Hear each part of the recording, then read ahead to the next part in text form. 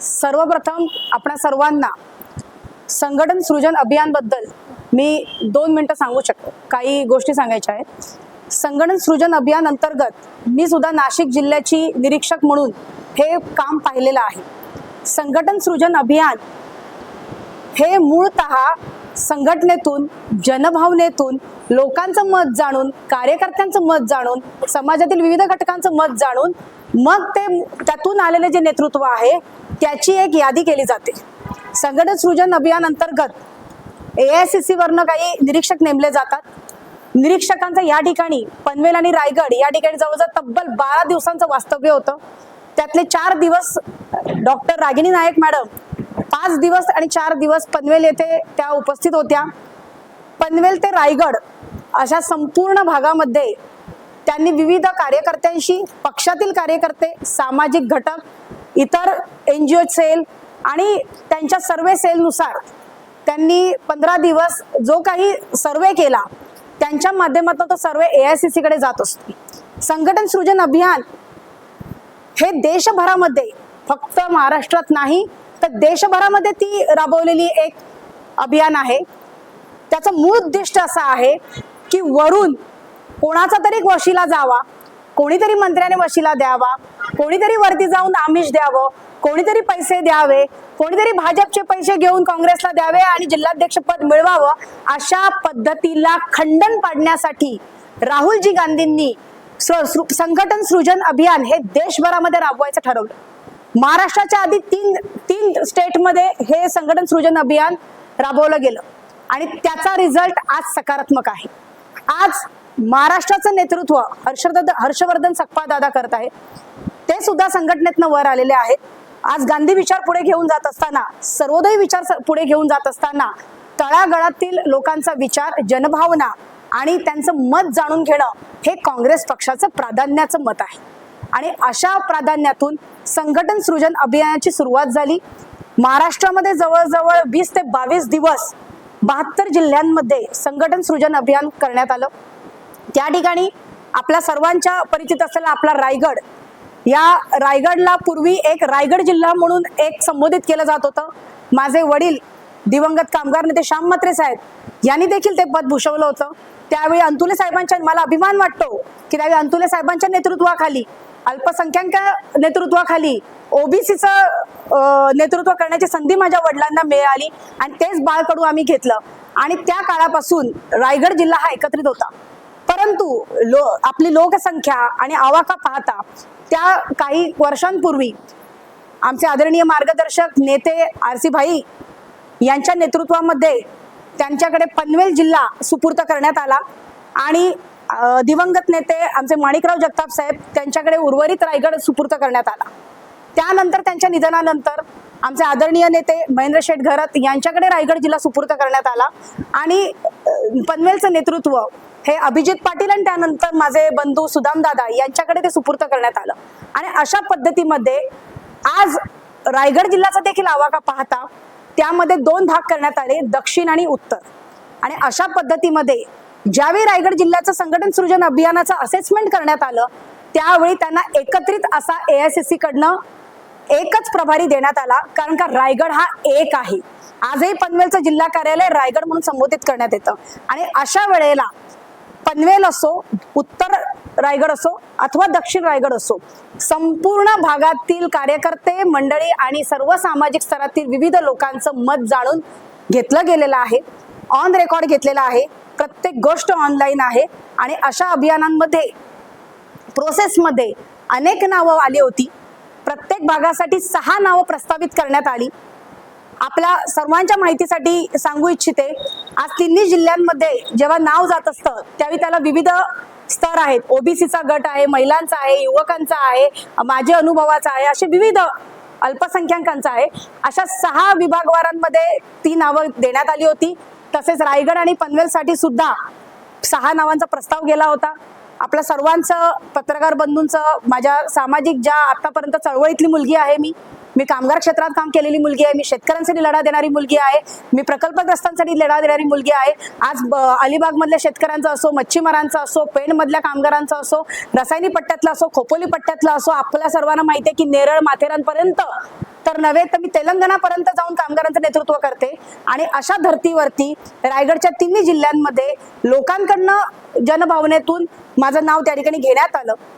आपल्या सर्वांच्या साक्षीने एवढं नक्कीच सांगू शकते की मला अमुक जिल्हाध्यक्ष पद पाहिजे, मला अमुक प्रदेश अध्यक्ष पद पाहिजे, मला अमुक सचिव पद पाहिजे, अशी कुठचीही मागणी साक्षीला या ठिकाणी प्रदेश काँग्रेस कमिटीचे सर्व मंडळी आहेत, अशी कुठचीही मागणी मी केली नव्हती. परंतु तोंडी मागणी न करणे आणि लोकांच्या जनभावनेचा आदर करून त्या ठिकाणी रितसर पनवेल जिल्हा काँग्रेस कमिटी आणि उत्तर रायगड जिल्हा काँग्रेस कमिटीसाठी मी माझ्या स्वेच्छेने त्या ठिकाणी फॉर्म भरला होता आणि त्या ठिकाणी उल्वे येथे आदरणीय महेंद्र शेठ घरत यांच्या शेलघरच्या ऑफिसमध्ये आमचं फॉर्मची प्रक्रिया पार पडलेली आहे.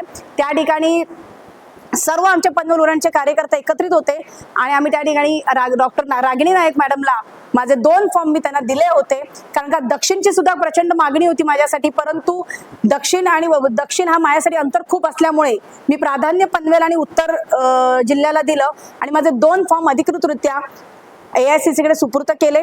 आपल्या सर्वांच्या माहिती करता सांगते की आज मला अतिशय अभिमान वाटतोय की आज अहिल्या देवींची जयंती आहे. अहिल्या देवींच्या जयंतीच्या निमित्ताने आणि आपल्या सर्वांच्या साक्षीने आपणा सर्वांशी एक हितगुज करणार आहे. आज अहिल्या देवींबद्दल आज माझ्या बंधूंनी आणि माझ्या आदरणीय वडीलधारे अशा आमच्या गोपाल तिवारी साहेबांनी आपल्याला संपूर्ण इतिहास सांगितला. त्या इतिहासामध्ये अजून एक आठवण आपल्या सर्वांना मी सांगू इच्छिते. ज्यावेळी अहिल्या देवींकडे कारभार सांभाळायला आला राज्याचा आणि राज्याचा कारभार सांभाळायला आल्यानंतर पेशव्यांबगी राघोबा दादा, आमच्या अहिल्या देवींच्या अतिशय जवळचे राघोबा दादा यांनी आक्षेप उठवला.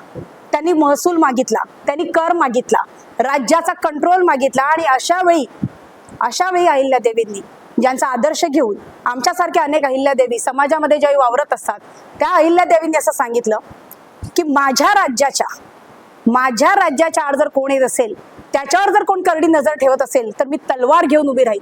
अशा अहिल्या देवींचा आदर्श ठेवून माझ्या राज्याच्या, माझ्या सर्वोदयी विचारांच्या, माझ्या काँग्रेसच्या विचारांच्या आड जर कोण येत असेल तर मी देखील तलवार घेऊन त्या ठिकाणी उभी राहील.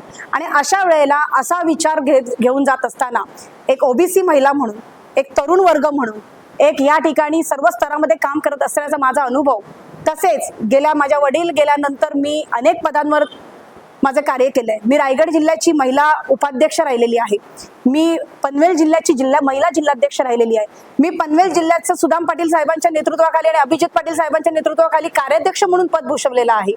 मी आज सचिव म्हणून महाराष्ट्रभर काम गेल्या वर्षभरापासून करत आहे. आज हर्षवर्धन सकपाळ दादांच्या नेतृत्वाखाली आज मी नाशिक जिल्ह्याचे प्रभारी म्हणून सक्षमरित्या काम पाहिलेलं आहे.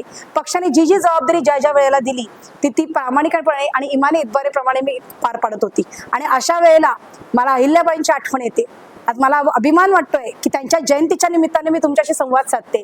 त्यांचं असं म्हणणं होतं, जय राघोबा दादा आले आणि म्हणाले की तुम्ही आम्हाला गोडी गुलाबीने कर द्या, अन्यथा आम्ही ते लुटून नेऊ. आणि अशा वेळेला अहिल्याबाईंनी युद्ध पुकारलं आणि सांगितलं की माझ्या गोरगरीब जनतेचा जर खजिना पळून नेऊन पाहत असाल तर त्या ठिकाणी मी सक्षम आहे तुमच्याशी युद्धाला. आज अहिल्याबाईंना केवळ महिला म्हणून दाबण्याचा प्रयत्न करण्यात आला, त्यांना धमकवण्याचा प्रयत्न करण्यात आला, त्यांना घाबरवण्याचा प्रयत्न केला, परंतु अहिल्यादेवी घाबरल्या नाहीत. अहिल्यादेवीने एकच सांगितलं की मी जर युद्धात जिंकले तर तुमची नामुष्की होईल, परंतु मी युद्धात हरत असेल तर फार लोक काय म्हणतील. एका महिलेला 10 पुरुषांनी हरवलं. 10 पुरुषांनी हरवण्याचा शल्य श्रुती मात्रेला कधीही नसेल. परंतु इतकं नक्कीच सांगेन की अहिल्याबाईंचा आदर्श ठेवून माझ्या काँग्रेस विचारांचं संरक्षण करण्यासाठी मला जी संधी मिळालेली आहे त्या संधीचं सोनं करून दाखवेन. आज अहिल्यादेवींच्या बाबतीत म्हणावं तर मी एवढंच सांगेन की राघोबा दादांनी मात्र त्यावेळी सुजाण अशी भूमिका घेतली की ते काही युद्धाला गेले नाहीत.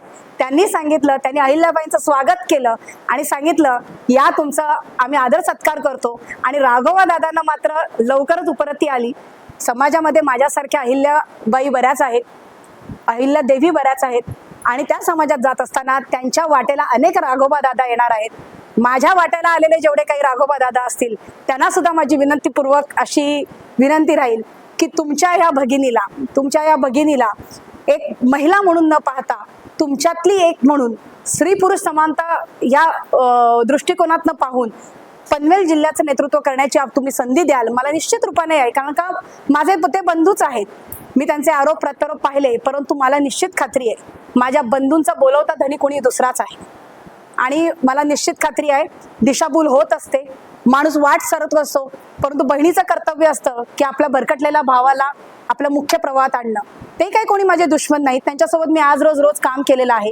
त्यांना जर का माझ्यावरती आक्षेप असतात तर मी आज पनवेल जिल्ह्याची कार्याध्यक्ष म्हणून काम पाहिलं नसतं, मी पनवेल महानगराची निवडणूक लढवली नसती. माझ्या वडिलांनी आणि आम्ही 2 विधानसभा या क्षेत्रामध्ये लढवलेल्या आहेत. त्यामुळे अर्थात प्रत्येकाला महत्वाकांक्षा असते, मी त्याचं स्वागत करते. त्यांना प्रदेशाध्यक्षांकडे आज आपण माझ्या बंधूंनी एक प्रश्न विचारला, या ठिकाणी 10 होते, त्या ठिकाणी 50 होते, त्यावरती मी काही बोलावं आणि मागील कोणाच्या कार्यकर्तृत्वावर बोट उचलावं हे मला योग्य वाटत नाही. कारण का आज पनवेल काँग्रेस 2014 पासनं कशामुळे आणि कोणामुळे खिळखिळी झालेली आहे हे पत्रकार बंधू आणि पनवेलच्या आणि रायगडच्या जनतेला माहिती आहे. श्रुती म्हात्रेंची निवड झाली आणि रायगड जिल्ह्याच्या बीजेपीच्या स्लीपर सेलला तडका लागला, धक्का लागला आणि त्या धक्क्याचाच हा एक भूकंप आहे. भूकंपात आम्ही नक्कीच सावरू. जे 10 आहेत असं म्हणाल तर त्यावेळी 2014 साली सुद्धा असंच म्हटलं जात होतं की एक त्सुनामी आली आणि वाहून घेऊन गेली काँग्रेसला आणि 10च उरले. मला निश्चित रूपाने वाटतं आज गेल्या 10 वर्षामध्ये 10चे जर 100 होऊ शकले नसतील तर निश्चित रूपाने मी सांगेन की येणाऱ्या काळामध्ये श्रुती म्हात्रेचं एकच कर्तव्य राहील, एक सेवक म्हणून, जिल्हाध्यक्ष म्हणून नाही, काँग्रेस पक्षाची पाईक म्हणून, की जी संख्या तुम्हाला माझ्यासोबत आज दिसत आहे त्याच्यावरती अधिकाधिक शून्य वाढवण्याचा माझा मानस राहील. आणि आपल्या सर्वांना सांगते की आपण पाहत आहात